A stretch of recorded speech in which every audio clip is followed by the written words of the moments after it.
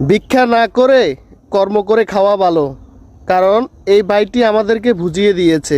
তার হাত আছে কিন্তু হাতে এতটা বেশি শক্তি পায় না, পা দুটো একবারে অচল। নোয়াখালী হাতিয়ার খালেক মার্কেটের পাশে এই ভাইটি দেখা গেছে ভিক্ষা না করে নিজের পায়ে নিজে দাঁড়িয়েছে। আগে ভিডিওটি কন্টিনিউ করি, তারপর আপনারা এক একজন এক একটা কমেন্ট করি। সৃষ্টিকর্তা মানুষকে কত রকমে বানায়, তারপর উনি কিন্তু ভিক্ষা করে না, কারো কাছে চায় না, কাজ করে খায়। দেখেন উনি একজন প্রতিবন্ধী, তারপরও কাজ করে খায়, ভিক্ষা করতেছে না। আপনার কি এটা জন্মগত জন্মগত প্রতিবন্ধী? চাই দেখি জমিন থেকে একটু উপরে উঠে আসেন তো। দেখেন এই যে হাঁটতে পারে না, কিভাবে হাঁটে, ওনার পায়ের দিকে দেখেন,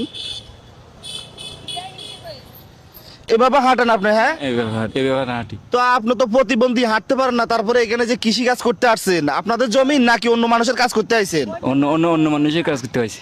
দৈনিক বেতন কত? এই 300 টাকা 350 টাকা দেয়। 300 টাকা, 350 টাকা দেয়। তো উনি কিভাবে জ্বালা তোলে? উনি তো ঠিক মতো হাঁটতে। ধন্যবাদ ভাই তোমাকে।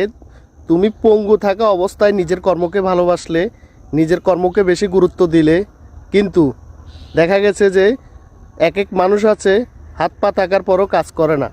তুমি ভিক্ষা করো না, তুমি নিজের কর্ম নিজে করে খাও, প্রতিদিন 300 টাকা আয় করে নিজে চলো। ভাই এই ভিডিওটি সকলে শেয়ার করি, আমরা এরকম মানুষদের আমরা স্যালুয়েট জানাই।